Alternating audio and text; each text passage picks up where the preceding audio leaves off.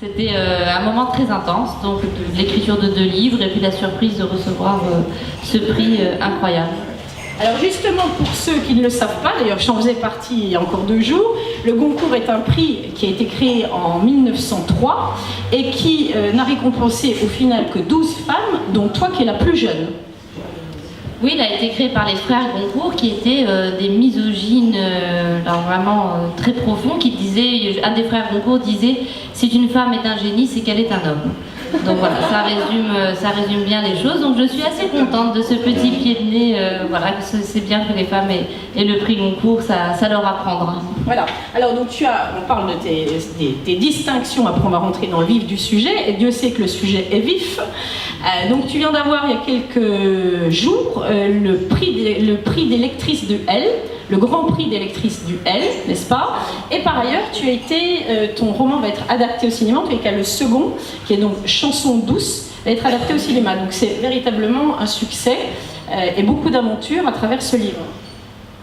Oui, c'est un livre qui m'a surpris moi-même parce qu'il a rencontré très vite son public. Ensuite, il a rencontré évidemment les gens de l'Académie Goncourt. Et puis ensuite, le prix des lectrices, c'est un prix qui est merveilleux parce que pour tout auteur, être reconnu par ses lecteurs, c'est finalement la consécration suprême. Même si, bien sûr, on est très heureux de recevoir un prix de la part de ses pairs, d'être reconnu par d'autres écrivains. Mais le fait que des lecteurs aient été touchés, et puis surtout avec un sujet qui est quand même un sujet dur, un sujet qui n'est pas facile d'accès, où on m'avait beaucoup dit, tu verras, les gens vont être effrayés par ce sujet, les femmes vont pas vouloir y aller. Et bien nous, les lectrices m'ont fait l'honneur de me donner ce prix et d'être touchée finalement par cette histoire. Et pour moi, c'était le plus important, c'était que les femmes, mes lectrices, se reconnaissent dans cette histoire. Alors effectivement, tu as vendu quand même 500 000 exemplaires de Chansons douces, donc le second livre, qui parle du nounou infanticide. On va en parler, bien sûr, on va rentrer un peu plus dans le livre dans quelques temps, dans quelques minutes. Et puis, les droits ont été achetés par 37 pays. C'est énorme.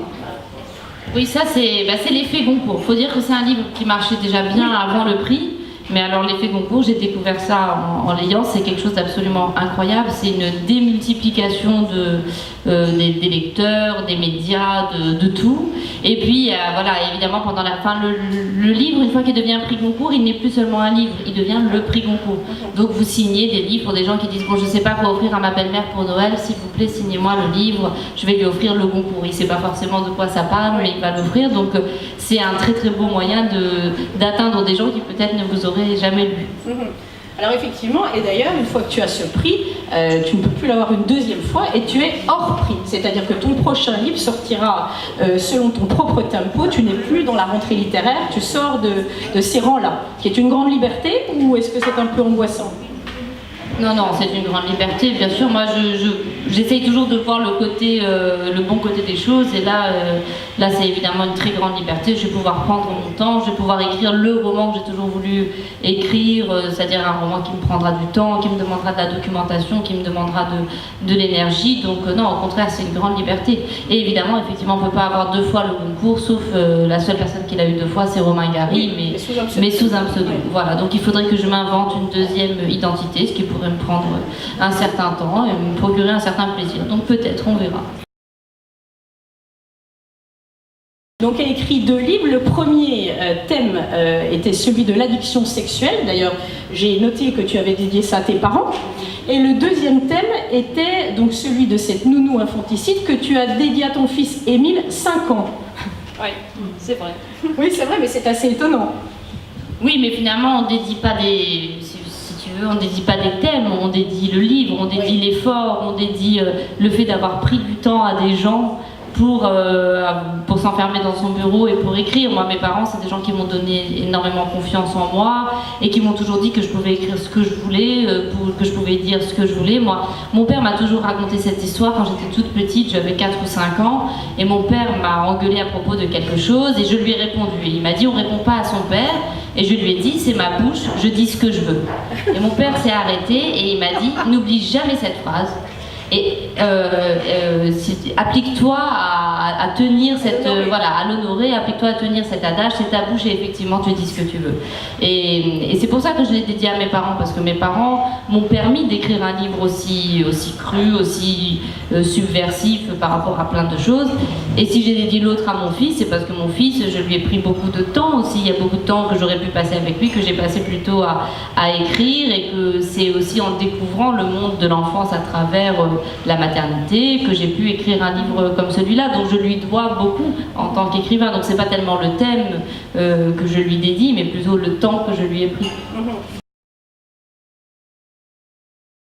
C'est des jeunes bobos parisiens qui vivent dans le quartier typique des bobos parisiens, c'est-à-dire le 10e arrondissement, le nord de Paris. Et c'est une femme qui a du mal, comme beaucoup de femmes, en fait, la question aussi quand on a des enfants, un travail, des envies de vie sociale, c'est un livre qui interroge la question des temps, les temps de la vie. Il y a plusieurs temps dans la vie, il y a le temps pour ses enfants, le temps pour son travail, et comment conjuguer ces temps qui parfois se concurrencent entre eux, se dévorent entre eux, ou nous dévorent nous-mêmes, c'est-à-dire qu'on fait tout, mais que finalement à l'intérieur de soi on est dévoré, on se sent coupable, on se sent rongé, on se sent mal, et c'était raconter aussi cette fatigue intérieure de quelqu'un qui essaye de tout faire, parce que Myriam, d'une certaine façon, elle est un peu le symbole de cette génération à laquelle j'appartiens, de cette génération de femmes à qui on a dit « vous pouvez tout faire ». Vous pouvez avoir des enfants, vous pouvez vous marier, vous pouvez avoir un travail, vous pouvez être très ambitieuse, vous pouvez avoir une vie sociale, vous pouvez revendiquer même une certaine forme d'égoïsme, vous pouvez avoir envie de faire la fête. Mais on ne nous a pas donné le mode d'emploi. Et quand on se retrouve avec tout ça, avec cet horizon immense, avec toutes ces possibilités, on se rend compte qu'en réalité, ce qu'on nous a vendu est beaucoup moins idyllique et que tout cela demande beaucoup de sacrifices, que pour réussir un pan, il faut sacrifier un petit peu de l'autre côté. Donc c'est cet équilibre très déséquilibré que j'essaie de raconter.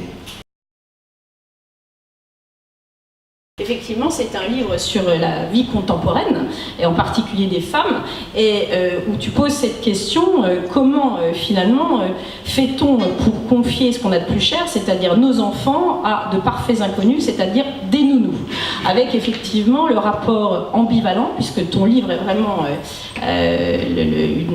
une musique sur l'ambivalence, je trouve, des rapports mère-nounou, des rapports mère-enfant, l'enfant est une entrave, on l'aime mais c'est une entrave, des rapports du couple, et donc on fait rentrer tout d'un coup dans cette vie pour justement alléger toutes ces tâches, une inconnue. Cette inconnue, elle s'appelle Louise. Donc ce roman, qui a eu le prix Goncourt, qui est ton second roman, t'a été inspiré, je crois, par un fait divers. En fait, j'avais envie depuis longtemps de travailler sur un personnage de nounou. Je savais que ce personnage m'intéressait parce que je trouvais que c'était un personnage éminemment romanesque. Parce que la nounou, c'est une femme, d'abord, c'est un des seuls contrats de travail qu'on établit sur la base de l'affection. On salarie quelqu'un pour aimer ses enfants, pour être tendre avec eux. Donc c'est une relation salariale qui ne ressemble à aucune autre. C'est une relation employé-employeur qui ne ressemble à aucune autre parce qu'elle est de l'ordre de l'intime et qu'au milieu, il y a ces êtres qui sont les enfants, qui sont les êtres auxquels on tient le plus au monde et qui font que cette relation... c'est une relation dans laquelle il peut y avoir de la violence, il peut y avoir du conflit, mais cette violence et ce conflit sont feutrés parce qu'il y a les enfants au milieu. Et donc on ne rentre jamais véritablement dans un conflit complètement ouvert. Ensuite, ces femmes, ces nounous, ce sont des femmes qui ont la particularité de vivre dans le monde bourgeois, de vivre dans des appartements bourgeois, mais qui ne sont pas leurs appartements. Elles élèvent des enfants, elles leur donnent le bain, elles les soignent quand ils sont malades, elles leur chantent des chansons, mais ce ne sont pas leurs enfants. On leur dit « Ah, vous faites partie de la famille », mais elles ne font pas partie de la famille. Donc j'aimais beaucoup le fait que ce sont des femmes qui sont toujours à la marge, qui sont à la fois dans l'intime, elles savent énormément de choses sur ces familles, j'ai qu'à travailler, elles savent tout, quand les parents se disputent, quand la mère ou le père boit un peu trop, quand ils abandonnent leurs enfants, quand il y en a un qui a du chagrin, et en même temps on leur refuse d'une certaine façon cette place-là. Donc je savais que c'était un sujet qui m'intéressait beaucoup sur le plan romanesque, et ensuite j'ai effectivement découvert un fait divers qui s'est passé à New York, et qui m'a donné la trame narrative du livre, mais le sujet lui-même des nounous était un sujet qui m'intéressait déjà.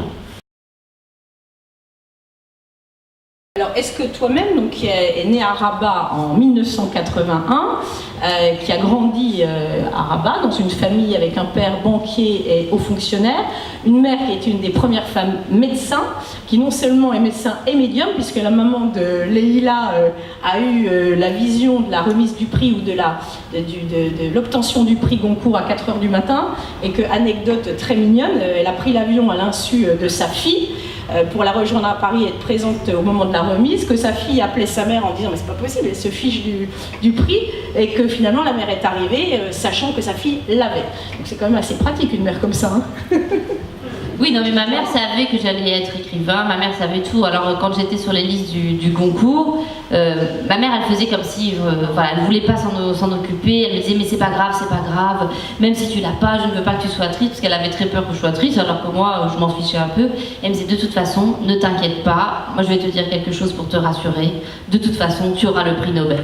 Je dis non mais alors, elle me dit bon, le seul truc c'est que je serai morte, donc je t'en prie, est-ce que tu pourras emmener mon urne avec toi à Stockholm pour recevoir le prix Nobel?